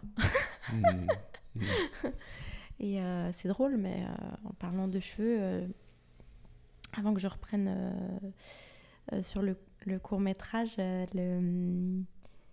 le pétage de plomb, le coupage de cheveux, c'est vrai que les cheveux, ça marque souvent. On dit que les femmes, à chaque fois qu'elles ont un gros changement dans leur vie, notamment souvent une séparation, pouf, changement de look, nouveaux habits, nouvelle coupe. C'est un truc qui revient tout le temps. Est-ce que c'est pas intrinsèquement lié, ce changement, avec le côté cheveux et look et nouvelle peau, en fait, serpent? Ouais, je l'ai vu plusieurs fois. Je l'ai vu plusieurs fois. Tu peux pas couper plus court, toi, hein, t'es fichu. Hein. Je peux raser à blanc. Ce qui, d'ailleurs, ça fait à peu près plus de 5 ans que je me faisais la boule à zéro à blanc toutes les semaines. Et c'est tout récent. Hein. Je crois que ça fait un peu moins d'1 an que j'ai décidé de laisser un petit peu. Ça, c'est quand même beaucoup pour moi. Là. Non, mais c'est juste pour qu'on soit raccord. Ouais, c'est voilà. Et encore pour moi, là, c'est long, c'est vrai. C'est la direction artistique. Mais je me coupe les cheveux une fois par semaine. Mais maintenant, je laisse un peu plus de cheveux qu'à une époque où j'étais vraiment rasé à blanc. Okay. Si vous remontez sur mon Instagram, vous allez voir où je suis rasé complètement à blanc. Ouais, ça peut représenter effectivement notre apparence, ce qui se passe à l'intérieur de nous et des changements internes aussi. Et du coup, t'as pas répondu sur le Son quand. filtre, il va sortir, je sais pas quand. J'ai même préparé une petite interview. Et en fait, je suis toujours dans ce questionnement. Est-ce que je vais le poster ou pas ? Parce que c'est presque une thérapie que j'ai fait avec ce petit court-métrage. Enfin, il dure 6 minutes. Et j'aurais aimé que quelques petits détails soient faits différemment. Après, il y a aussi le syndrome là, de perfectionnisme qui m'empêche de poster. Et il y a aussi un gros ras-le-bol par rapport aux réseaux sociaux et le fait que je n'ai pas la visibilité que je pense mériter. Je me dis que s'il n'y a pas assez de monde qui le voit, ça ne vaut pas le coup. De toute façon, c'était perso. Donc, je ne poste pas, en fait. Parce que déjà, de base, j'ai la flemme des fois de poster des choses actuelles. Donc là, 1 an et demi, ça fait un peu long. Mais en même temps, tu me remontes la question, c'est peut-être pas pour rien. C'est pas pour rien. Je te pose la question sur ça aussi parce que, tu vois, je trouve que c'est une belle conclusion à cette conversation. Tu l'as vu, hein, pour ceux qui ne sauraient pas, il l'a vu. Oui, je l'ai vu, j'ai beaucoup apprécié, j'ai été très touché. Et pour moi, c'est vraiment une belle conclusion à ce podcast parce qu'en fait, dans ce court-métrage, et tu le dis, c'est très intime, c'est comme si tu traversais le miroir, tu vois, c'est vraiment toi et tes rôles qui interagissent. Et c'est toi et l'image de toi ou l'image qu'on a de toi, ou tu vois, toutes ces injonctions de ce que tu devrais être. Et donc, il y a vraiment... c'est comme un manifeste de tout ça. Et donc, je trouve que c'est très touchant et puis surtout, c'était très fort. Donc, bien sûr que tu sais que je vais t'encourager à le partager quand le moment sera le bon pour toi. Et puis, pour les histoires de visibilité, on va... Peut-être que ce podcast contribuera. Mais ouais, je trouve que, en tout cas, par rapport à l'intimité, ça me parle quand tu dis que c'est pas facile à publier parce que c'est intime. Ça m'arrive souvent dans certains podcasts, même sur certains extraits, parce que je sais comment ça peut réagir vite sur les réseaux sociaux. T'es plus habitué que moi, en fait. C'est moi qui devrais te demander conseil pour ça, puisque le reste du temps, je fais quelque chose qui n'est pas en relation avec moi directement. J'ai fait l'interprétation avec mes émotions, mais c'est pas mon histoire, tu vois. Donc il y a toujours une distance. Ouais, carrément. Alors que toi, tu t'es invité constamment à t'exprimer ou à répondre en fonction de tes opinions et tes valeurs. T'es confronté à toi. Ouais, et je continue, et puis en tout cas, ce que je veux dire, c'est que il n'y a pas de conseil pour moi, faut plonger et assumer. et se livrer à la critique publique. Mais ce qui est génial, ou non, ce qui est génial, c'est qu'en fait, tu vas avoir les deux. Oui. T'as des gens qui vont pas du tout aimer, voire venir insulter en commentaire, et puis t'as des gens qui vont résonner, vibrer, connecter avec toi et te dire merci. Oui. Ça, j'ai encore jamais vécu justement ce côté haters. Donc, je pense que ça peut arriver dès le moment où tu as une plus grande visibilité.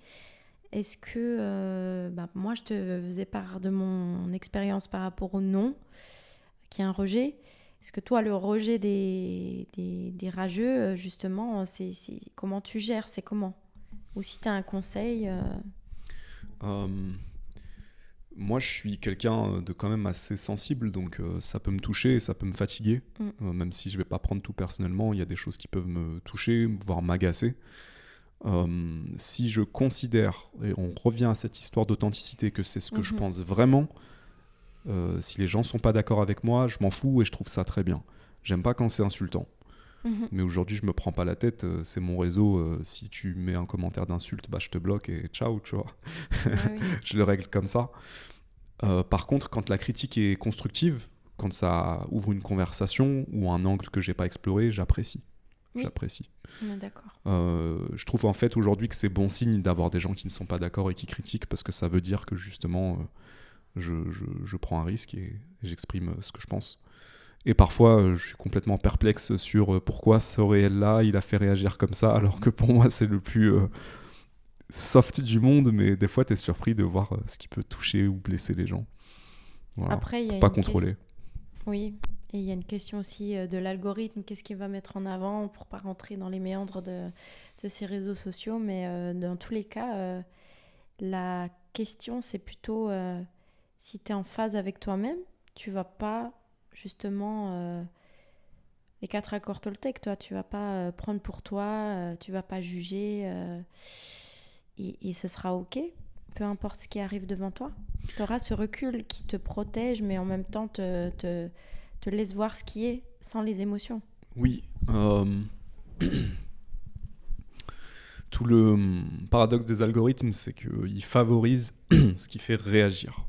Oui. Plus les contenus font réagir, oui. Et donc, même les gens qui t'envoient de la hate, ils te font monter.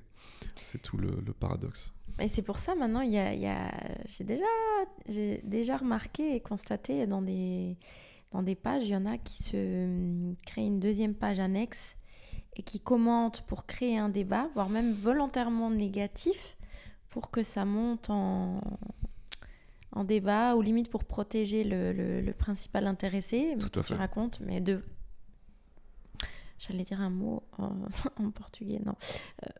Volontairement, voilà, c'est le mot que je cherchais. Ouais. Ouais, ça fait partie du jeu. De toute façon, tu peux pas faire porter ta voix et toucher plus de gens si tu prends pas de risques. Il y a aussi ça à accepter. Ça, c'est intéressant. C'est prendre le risque. De plus en plus, ça m'anime. C'est ce côté j'y vais ou j'y vais pas, tu vois. Il y a tout un moment où je faisais les podcasts où je sentais que je me cachais. Je vais te dire comment je me cachais. Je publiais très peu de réels et je publiais les réels qui, je savais, allaient pas susciter de critiques. Et il y a un moment où je me suis dit, bah non, en fait. Déjà en faisant les podcasts ? Déjà en faisant les podcasts au début. Ah bon ? Ouais, je sentais que je me cachais. Il y a différentes manières de se cacher. Hein. Ça, c'en est une, mais me cacher, ça peut être aussi éviter certains sujets ou certaines conversations. Donc il y a le côté aussi, un moment où ça vaut pour toutes les passions qu'on a. Hein, c'est tu te lances pour de vrai ou pas ? Tu me poses la question là ? Peut-être. Ouais, c'est vrai, c'est ça. Et je pense que, pour revenir à la base, si t'es bien dans tes baskets, tu vas pas souffrir de ces objections, de ces commentaires. Et le fait d'être authentique avec soi-même, c'est aussi une quête, parce que y a des choses qu'on peut penser être nous, mais qui ne le sont pas, parce que on doit rompre avec nos rôles, tu vois. Il y a le côté conditionnement encore qui revient, ou même les petits messages gentils de papa-maman qui ont pu paraître anodins. Personnellement, moi, en tant que maman, c'est vrai que même je me suis reprise dernièrement. Je vais donner un exemple. Ma plus grande fille qui ne dit pas bonjour à quelqu'un, alors que clairement, c'est juste, elle sent pas la vibe, et puis elle est intimidée, mais intimidée, pas de timidité, mais juste, elle sent pas la vibe, et elle a envie de se protéger, elle se met derrière moi. Et l'adulte, tout de suite, « Ah, t'es timide ? Ah, mais faut pas !» En fait, déjà, non, j'accepte pas. Je suis pas timide, juste j'ai besoin de temps pour avoir confiance. Et là, je l'ai pas.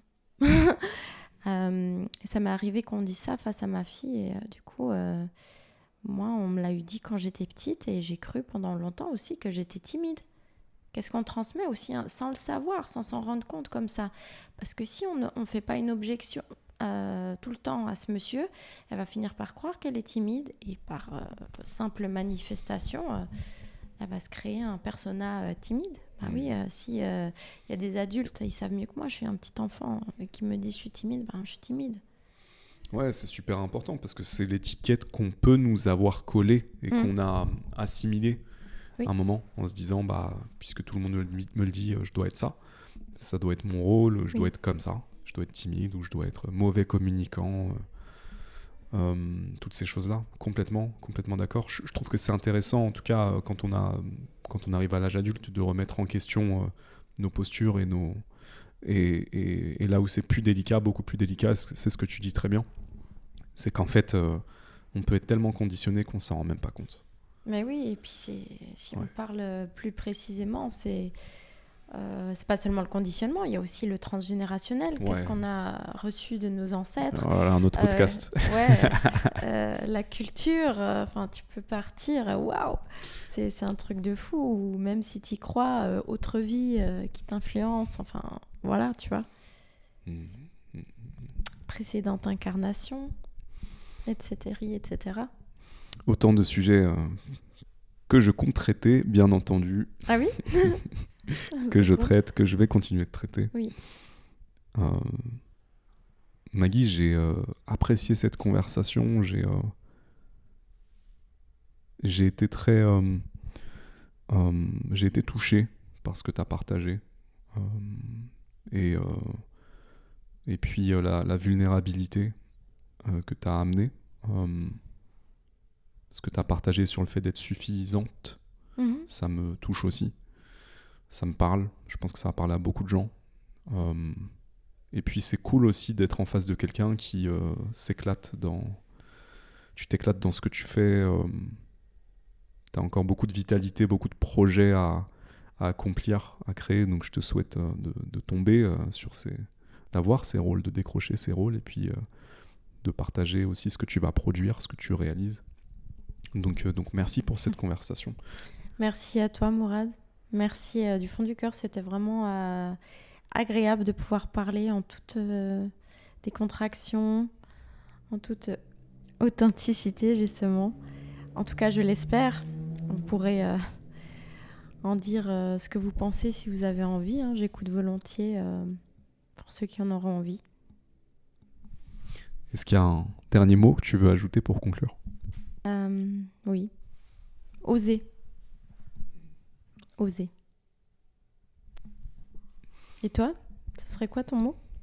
J'ajouterais à oser, j'ajouterais oser et soyez féroce. Oui.